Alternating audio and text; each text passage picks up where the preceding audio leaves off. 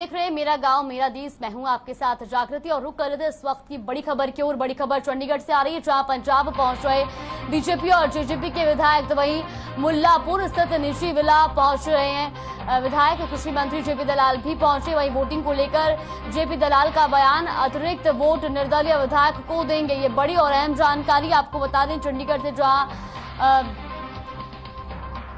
पंजाब पहुंच रहे हैं बीजेपी और जेजेपी विधायक। तो वहीं मुल्लापुर स्थित निजी विला में पहुंच रहे हैं विधायक, जहां कृषि मंत्री जेपी दलाल भी पहुंचे हैं। तो वहीं आपको बता दें कि वोटिंग को लेकर जेपी दलाल ने बयान दिया। उन्होंने कहा कि अतिरिक्त वोट निर्दलीय को जाएंगे। ये बड़ी और अहम जानकारी चंडीगढ़ से।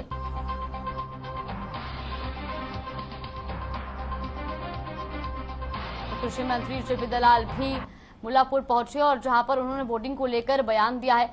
उन्होंने कहा है कि अतिरिक्त वोट निर्दलीय को दिए जाएंगे।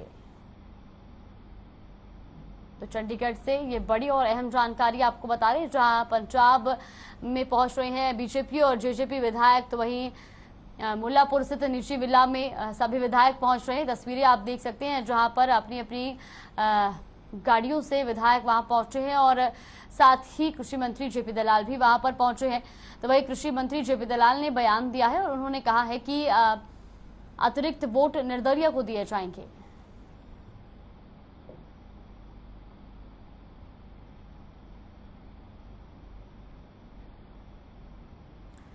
तो पंजाब पहुंच रहे बीजेपी और जेजेपी विधायक।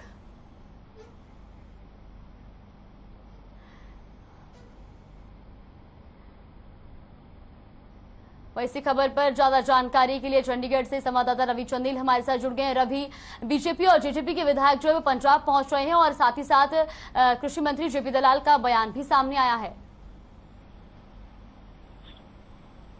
बिल्कुल जागृति, जिस तरीके से राज्यसभा चुनावों के मद्देनजर जिस तरीके से निर्दलीय उम्मीदवार कार्तिकेय शर्मा और साथ ही साथ कांग्रेस के उम्मीदवार अजय माकन के बीच करारी टक्कर है, जिसके मद्देनजर कांग्रेस द्वारा अपने विधायकों को रायपुर शिफ्ट किया गया है, तो वहीं गठबंधन की सरकार द्वारा बीजेपी और जेजेपी के सभी विधायकों को पंजाब के मुल्लापुर स्थित सुख विला जो है वहां पे शिफ्ट किया गया है। यहाँ पे न सिर्फ बीजेपी और जेजेपी बल्कि निर्दलीय उम्मीदवार जिन्होंने सरकार को समर्थन दिया है वो सभी उम्मीदवार जो है यहाँ पे पहुंच चुके हैं। सभी विधायक जो है वो यहाँ पे पहुंच चुके हैं। और साथ ही साथ अगर हम कृषि मंत्री जेपी दलाल के बयान की बात करें तो उन्होंने साफ शब्दों में कहा कि मौजूदा समय के अंदर जिस तरीके के समीकरण बनते हुए नजर आ रहे हैं, ऐसे में निर्दलीय उम्मीदवार कार्तिकेय शर्मा का जीतना लगभग तय है। उन्होंने कहा कि बहुत से ऐसे विधायक हैं जो पहली बार जो विधायक बने हैं, ऐसे में उनको किस तरीके से राज्यसभा के चुनावों की क्या प्रक्रिया रहती है, किस तरीके से वोट डाले जाते हैं, इस पर जो है विचार विमर्श किया जाएगा। और साथ ही साथ कौन से ऐसे विधायक होंगे जो बीजेपी के उम्मीदवार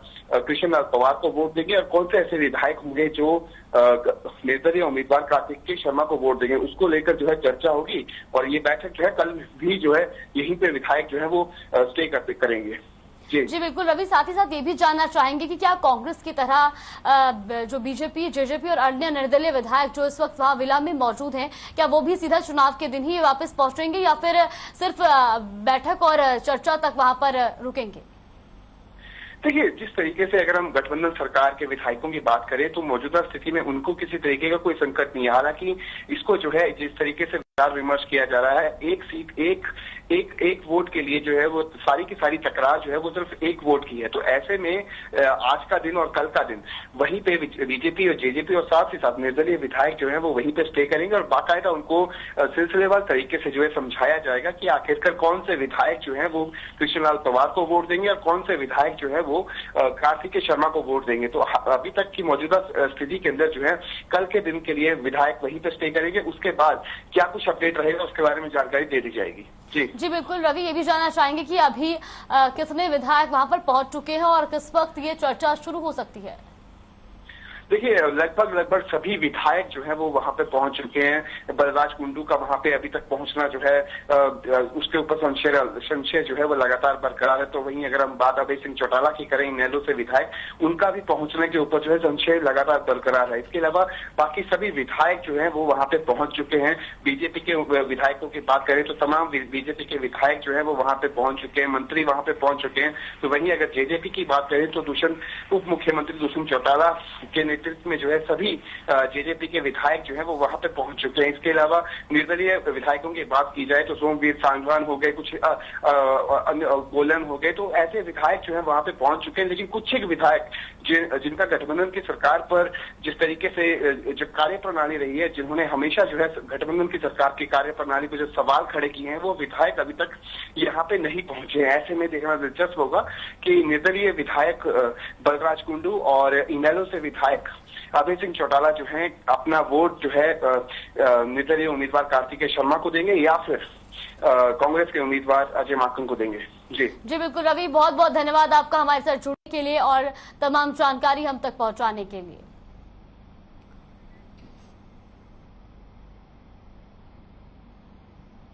रुक कर लेते हैं अगली बड़ी खबर की ओर। बड़ी खबर चंडीगढ़ से। सीएम ने की समीक्षा बैठक, विभिन्न विभागों के साथ ये बैठक की गई है, करोड़ों की परियोजनाओं पर इसमें चर्चा की गई है। तो ये बड़ी और अहम जानकारी आपको चंडीगढ़ से बता रहे, जहां सीएम ने समीक्षा बैठक की है, तो वहीं विभिन्न विभागों के साथ ये बैठक की गई है और इस बैठक में करोड़ों की परियोजनाओं पर भी चर्चा की गई है। साथ ही अधिकारियों को निर्देश भी दिए गए हैं, बड़े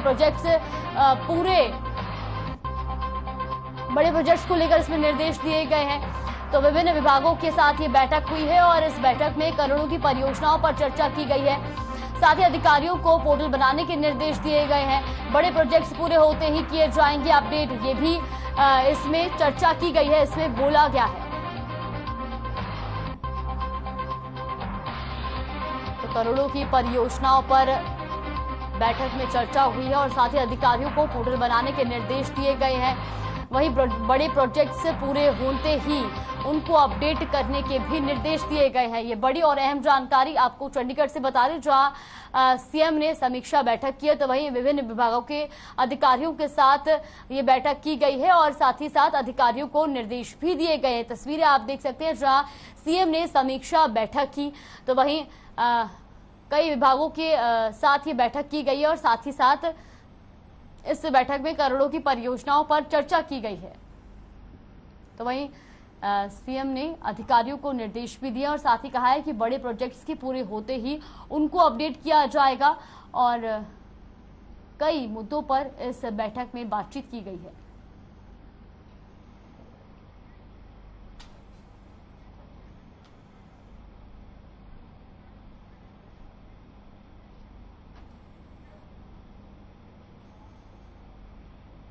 और रुक करते अगली बड़ी खबर की ओर। बड़ी खबर खेलो इंडिया यूथ गेम्स से जुड़ी, तो जहां खेलो इंडिया यूथ गेम्स में हरियाणा का डंका बजा है। हरियाणा ने खेलो इंडिया यूथ गेम्स में लगातार प्रदर्शन अच्छा कर रहे हैं और 110 मीटर हर्डल रेस में मोहित ने गोल्ड जीता है। वहीं 13.62 सेकंड में मोहित ने रेस जीती है। मोहित ने राजस्थान के एथलीट को हराया है। तो जीत के साथ अब हरियाणा के 29 गोल्ड हो चुके हैं। ये बड़ी और अहम जानकारी खेलो इंडिया यूथ गेम्स से जुड़ी, जहां हरियाणा ने 110 मीटर हर्डल रेस में मोहित ने गोल्ड जीता है। वहीं 13.62 सेकंड में ये रेस कंप्लीट की है और मोहित ने राजस्थान के एथलीट को इसमें हराया है। तो अब हरियाणा के खाते में 29 गोल्ड मेडल हो चुके हैं और इसी के साथ हरियाणा सबसे ज्यादा मेडल वाला प्रदेश बन चुका है। बड़ी और अहम जानकारी आपको बता रहे हैं खेलो इंडिया यूथ गेम्स से जुड़ी।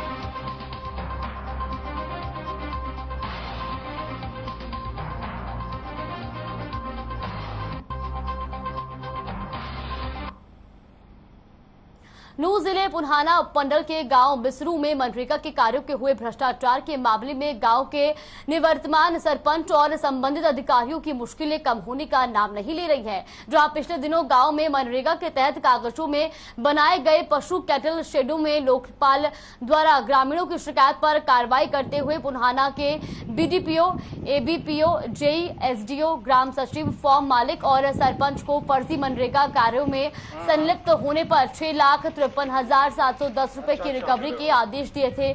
तो वही गांव के दूसरे 16 मामलों की जांच पूरी होने से पहले ही संबंधित सरपंच और अधिकारी खानापूर्ति के लिए कार्य को पूरा कर दिखाने की कोशिश कर रहे हैं। पुन्हाना की खबर आपको बता दें, जहां मनरेगा में हुए भ्रष्टाचार मामले में अब संबंधित लोगों की मुश्किलें बढ़ती ही जा रही हैं। आपको भैया ऐसे इस कार्य उन्होंने बताया जाए कि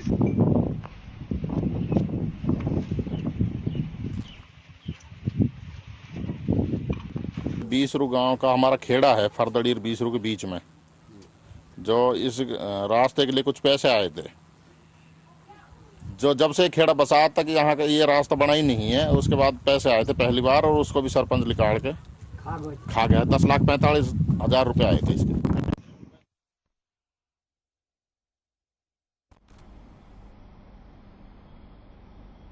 साइबर सिटी गुरुग्राम में इन दिनों भीषण गर्मी का सितम जारी है।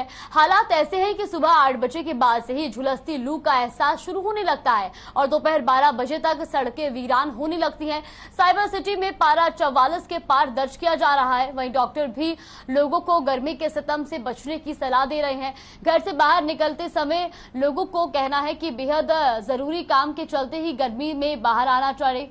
वही मौसम वैज्ञानिकों की माने तो अगले 2 दिन और भीषण गर्मी हीट वेव लू का सितम जारी रहेगा और अगले कुछ दिनों तक बारिश की संभावना भी दिखाई नहीं दे रही है। लिहाजा इस झुलसती गर्मी से खुद बचाव करने की जरूरत है।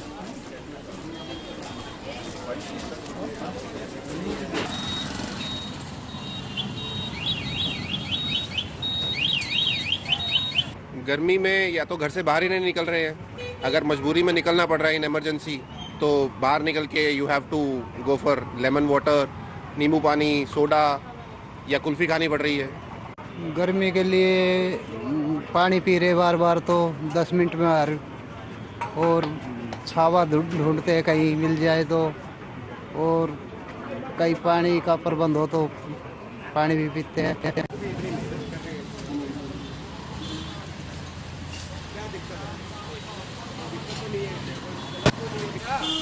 तो गुरुग्राम में गर्मी का सितम जारी है। गुरुग्राम में साइबर सिटी में 44 डिग्री पारा दर्ज किया गया और वहीं लोगों का भी गर्मी से बुरा हाल है। साथ ही लोगों का कहना है कि जब बहुत ज़रूरी है तभी वो घर से बाहर निकल रहे हैं और बाहर निकलने के बाद भी शीतल पेय पदार्थों का सेवन वो कर रहे हैं।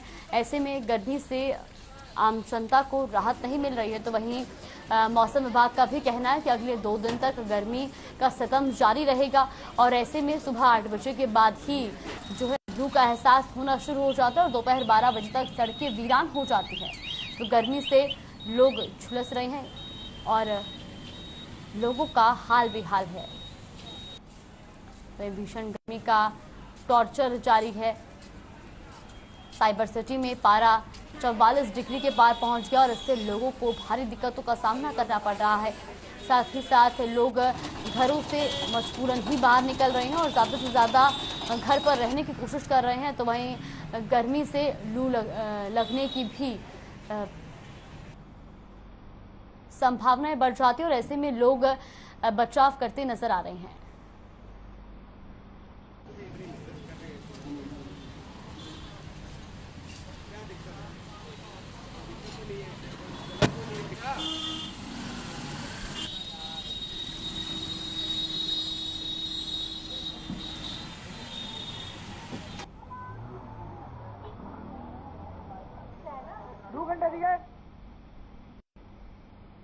बवानीखेड़ा के वार्ड नंबर 3 और 4 की सार्वजनिक गलियों के निर्माण कार्य की मांगों को लेकर वार्ड पार्षद मीना चोपड़ा का धरना तीसरे दिन भी जारी रहा।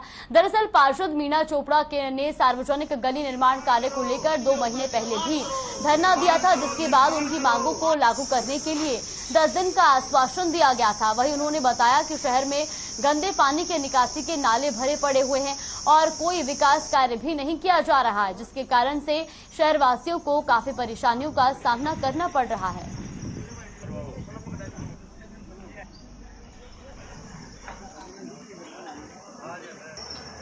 सार्वजनिक गलियों के निर्माण के लिए बैठे हैं, क्योंकि नगर पालिका ने हमसे कई वादे किए थे कि गलियां बनवा देंगे, ये कर देंगे, वो कर देंगे, लेकिन अभी तक कोई सुनवाई नहीं हुई। 2 महीने पहले भी हम धरने पर बैठे थे, इसीलिए तो उन्होंने आश्वासन दिया था कि 10 दिन के अंदर अंदर हम आपकी गली बनाकर तैयार कर देंगे। आज 2 महीने 8 दिन हो चुके हैं, लेकिन अभी तक कोई गली का निर्माण का क्या कोई ईंटें वगैरह कुछ नहीं गिरवाई गई है। सिर्फ आश्वासन और झूठे वादों के अलावा और कुछ नहीं कर रहे।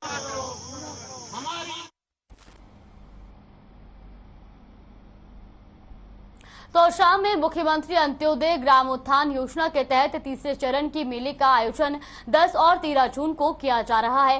इस दौरान एसडीएम मनीष कुमार फोगाट ने बताया कि जिन परिवारों की पहचान की गई है उनको मेलों में शामिल कर उनकी जरूरत के अनुरूप आवेदन लिए जाएंगे। सरकार की योजना के अनुसार गरीब लोगों के जीवन स्तर को ऊंचा उठाने के लिए सरकार द्वारा मेलों का आयोजन किया जा रहा है। इसके लिए परिवार पहचान पत्र के आधार पर आय के साधन देखे गए हैं। मेलों का उद्देश्य कम सालाना आय वाले अति गरीब परिवारों को विभिन्न परियोजना का लाभ प्रदान करने के साथ साथ बैंकों के माध्यम से ऋण उपलब्ध करवाकर स्वरोजगार के अवसर पैदा करना है, ताकि ऐसे परिवारों की सालाना आय को बढ़ाया जा सके।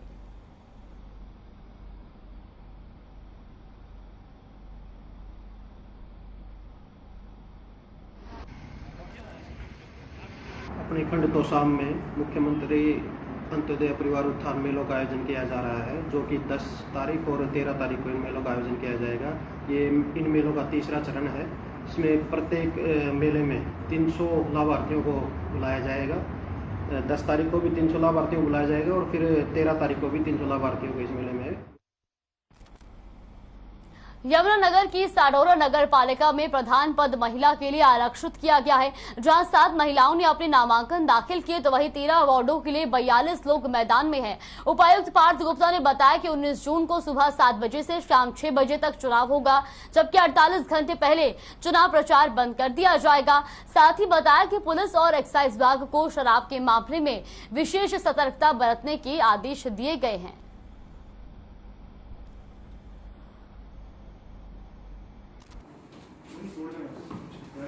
देखिए, जो सडौरा में चुनाव होने वाले हैं नगर निकाय के, उसमें नॉमिनेशन जो है 55 लोगों ने नामांकन भरे थे, जिसमें 7 लोग जो है वो प्रेसिडेंट जिन्होंने नामांकन भरे थे। बाकी 48 जो है उन्होंने 13 वार्ड में विभिन्न कैंडिडेट्स के थ्रू के लिए नामांकन भरे थे।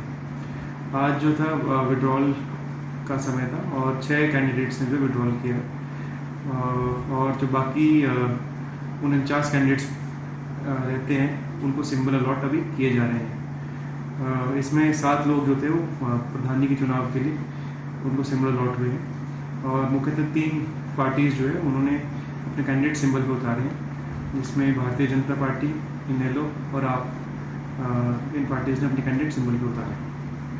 सर, प्रचार कब तक चलेगा? क्या क्या माध्यम अपनाया जाएगा सर? देखिए, जो चुनाव है वो 19 तारीख को 7 बजे से 6 बजे तक, 48 घंटे पहले से पहले जो चुनाव का प्रसार कैंडिडेट्स कर सकते हैं।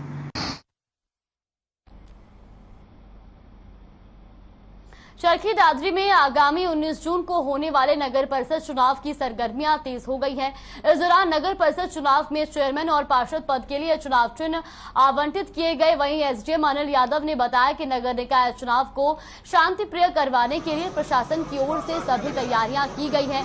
बता दें कि 21 वार्ड में पार्षद पद के लिए 75 प्रत्याशियों ने नामांकन दर्ज किया है, तो वहीं 4 प्रत्याशी पार्टी के सिंबल पर चुनाव लड़ रहे हैं और बाकी सभी प्रत्याशियों को चुनाव चिन्ह आवंटित किए गए हैं।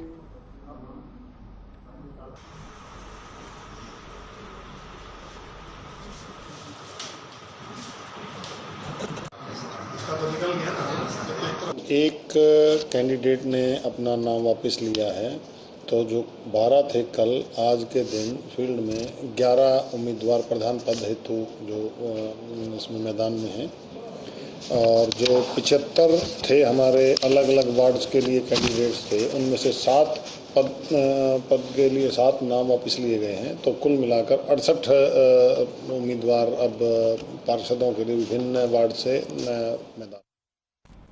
खबर पलवल से है, जहां महिला सेल ने घरेलू हिंसा और दहेज प्रताड़ना से संबंधित मामलों में सराहनीय कार्य करते हुए 139 परिवारों का सामाजिक स्तर पर समझौता कराया है। महिला सेल प्रभारी उप निरीक्षण राजमा देवी ने बताया कि पुलिस अधीक्षक राजेश दुग्गल के दिशा निर्देश पर पलवल पुलिस ने आपसी मतभेदों को दूर कर परिवारों को बिखरने से बचाया है। तो महिला सेल ने शिकायतों का निपटारा किया। वहीं दहेज प्रताड़ना के भी कई मामलों का निपटारा महिला सेल द्वारा किया गया।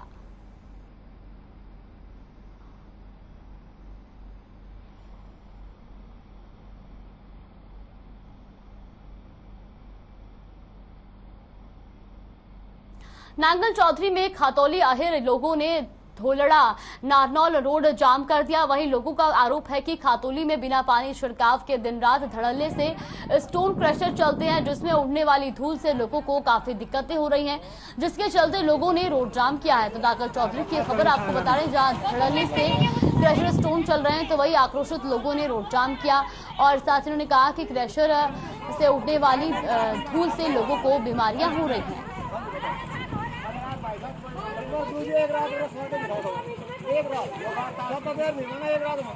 जी मार गर्दाओ से इतनी जोर की गर्दाओ से मार रोटी खाना भी आराम हो रहा है। किस चीज की गर्द आती है? करेसरा गर्दारी से इन्हें के तो बंद कराओ और के पानी डलवाओ। माना मुआवजा को नहीं मिला, हम गर्द खाएंगा। आप इस बाबत कभी अधिकारियों से मिले, किसी को शिकायत दी है? हाँ, खूब शिकायत दे ली हम। तेजपाल गण ही शिकायत दी हमारा। क्या कहना है अधिकारी? अधिकार वो तो केस जीत का तो भी बंद कौन करे। तो कालावाली में पंजाबी सिंगर सिद्धू मूसेवाला हत्याकांड में संदीप उर्फ केकड़ा को मानसा पुलिस ने हिरासत में लिया है।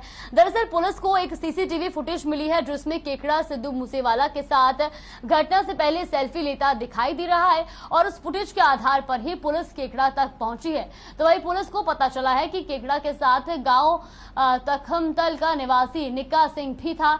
निक्का को लेकर भी पुलिस तलाश कर रही है। सूत्र बताते हैं कि निक्का और केकड़ा बीते काफी समय से एक साथ रहते हैं और दोनों हत्याकांड में सहयोगी हैं।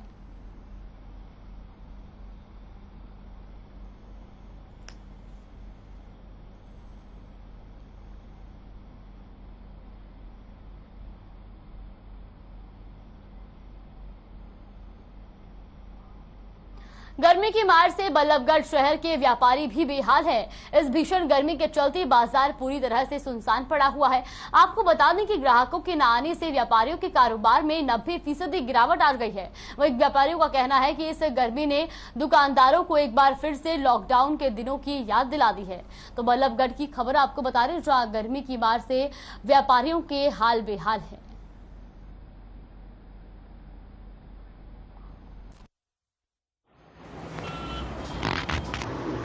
गर्मी तो बहुत ज़्यादा 44 डिग्री टेम्परेचर चल रहा है और इतना लू है, इतनी गर्मी है, इसमें कस्टमर बाहर ही नहीं निकल रहा। जो भी है कस्टमर शाम को या सुबह सुबह थोड़ा बहुत जो निकलता है। गर्मी में काम धंधा बिल्कुल भी नहीं है। वैसे ही कुछ कोरोना की वजह से काम नहीं है, कुछ ये गर्मी ने बेहाल कर दिया। पहले से कितना फर्क पड़ा है काम पर? और पहले से जैसे जिस हिसाब से शादियाँ हैं इसी हिसाब से हमें लगता है कि 50% का काम रहेगा और 50% में भी कोई कस्टमर अगर लग गया तो लग गया, नहीं तो मुझे तो ये मई जून में सबसे तगड़े साए रहते हैं और सबसे अच्छा काम रहता है। इतनी बढ़ रही है, पहली बात तो ना तो ग्राहक है और उसके अलावा दुकानदार खुद परेशान हो रहा है। दुकानदार बैठ के उल्टा बीमार और हो रहा है। पंखे के नीचे बैठ जाए तो परेशानी, कूलर के नीचे बैठ जाए तो भी परेशानी। उसने बाहर भी निकलना है, अंदर भी आना है, बाहर भी खड़ा होना है, ग्राहक को भी देखना है, ग्राहक है भी नहीं। अब जैसे शादी का सीजन चल रहा है तो दुकानदारी पे हो पा रही या नहीं हो पा रही? शादी का सीजन है, इस सीजन में तो ग्राहक का नाम निशान भी नहीं है जी। जब शादी का सीजन होता है तो ग्राहक आने चाहिए थे, उल्टा ग्राहक तो है ही नहीं बिल्कुल भी। कई दिन से ग्राहक नहीं है, पता नहीं शादी का सीजन कैसा है। मेरा गांव मेरा देश में फिलहाल के बस इतना ही। आप देखते रहिए हर खबर।